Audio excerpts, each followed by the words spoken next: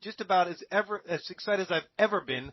Several years ago, I had the absolute pleasure to spend a weekend workshop with Bo in Hoboken, New Jersey, working on our personal story, and I've been enamored with Bo's work ever since. I recently took his mini 21-day course and just finished his new book.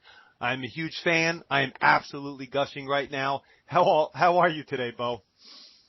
I'm doing good, Noah. Just like when we're recording this, everyone's kind of in lockdown, so we're doing our best. I hear you. Well, thanks for being on. Let me just run through your bio, and then we'll get started. Bo is a speaker, performer, and author. He started his career in the NFL as a top pick for the Houston Oilers, continuing on with San Francisco 49ers. During his 5-year career, Bo competed beside and against some of the greatest players of his generation. After his football career ended, he branched out into acting and wrote a one-man play called Runt to the Litter that had an extended off-Broadway and 50-city national run.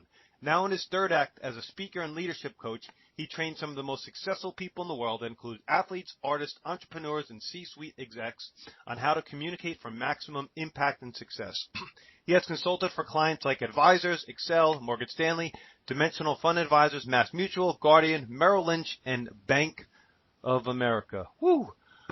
Well, I've had the pleasure to hear you speak in person. I've listened to tons of your audios, but for our audience, can you give us like a Cliff Notes version of your story, so our audience can get a feel who you are?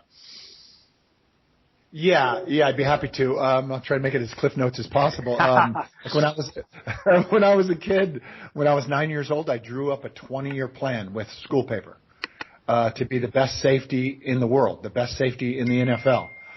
And many years later, through a lot of pushback and a lot of obstacles in my way, I ended up being a top safety in the NFL.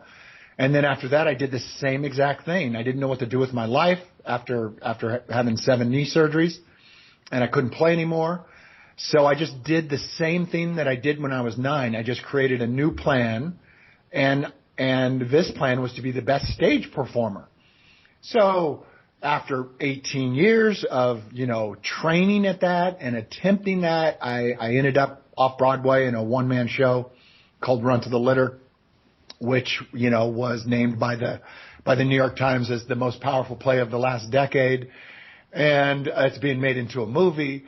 And so after I finished with that, I did that play for like 17 years. And then I did the same thing in the speaking world. I said, I want to be the best speaker. Let's try that. Let's just keep trying this best thing. So I wanted to be the best safety. Then I wanted to be the best stage performer. Then I wanted to be the best speaker, and then author and playwright and all these things. So I just kept attempting these things, and I kept repeating the same word every 20 years, which was the best.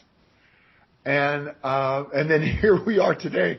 I wrote this book called There's No Plan B for Your A Game, and it became a 7-time bestseller here as we speak.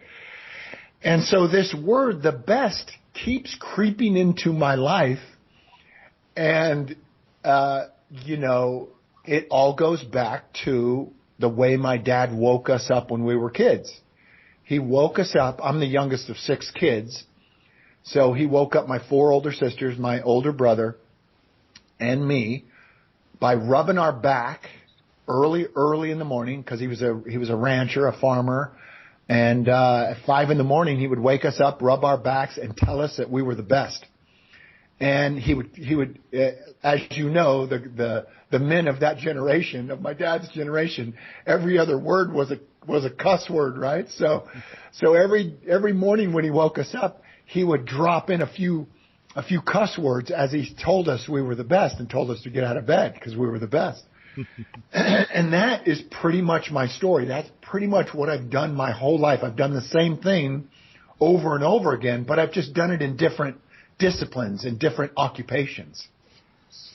Why? Let's start here, because I think this was so important for me when I took that weekend course in creating my story. Why stories, Bo? You are an absolute master storyteller, the best I've ever heard. I know whoever tells the best story wins. I believe that 100%. So why stories? Yeah, because it just goes back to human nature. It goes right back to our ancestors, and that is the one thing that is connected generation to generation. Even the ancestors you didn't even know. That's how they taught the young how to hunt, how to survive, how to compete.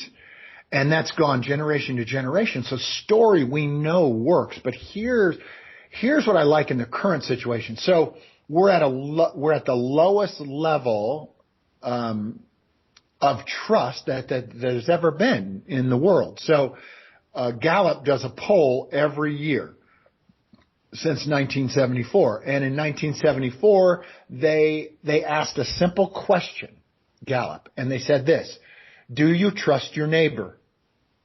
And back in 1974, 2/3 of the people trusted their neighbor. So those are the people they share a fence with, a backyard fence with. 2/3 of the people in 1974 trusted their neighbor. Well, today, they've done that Gallup poll ever since.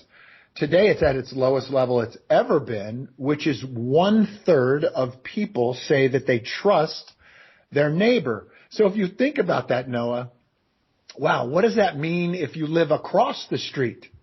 Or what does that mean? What are the levels of trust for somebody in the next town or the next state or the next country?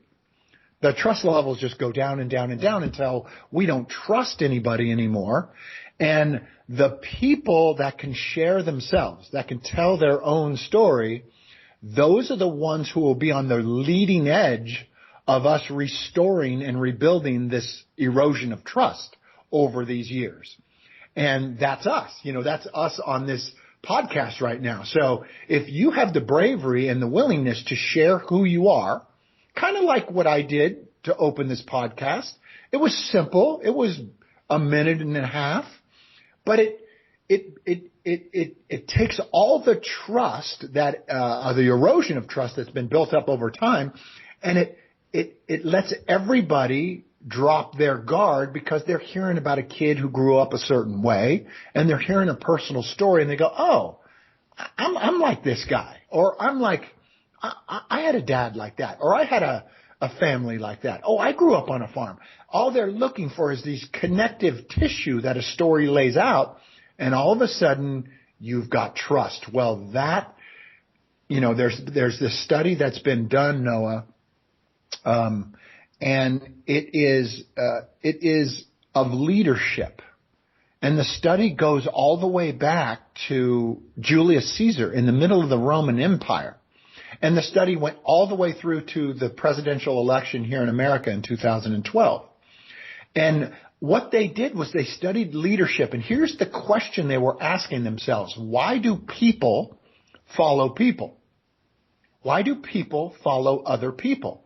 And the number one ability that all those people had to have, and we're going back to Julius Caesar, all the way to Lady Gaga was in the study, all the way to Osama bin Laden, of all people, in the study.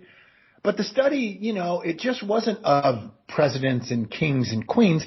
It was, why do people follow people? And the number one ability that every leader, every person that has had people follow them, whether it's Osama bin Laden, Lady Gaga, or Julius Caesar, all had one ability. They had the ability to share their own story. And that gives people connective tissue to then trust you and follow you. Now, story can be used for evil, and it has been in history several times, right? Like you can get people to fly airplanes into buildings based on a story. Or you can inspire people. You can put a man on the moon and return him safely to Earth based on a story. And so that's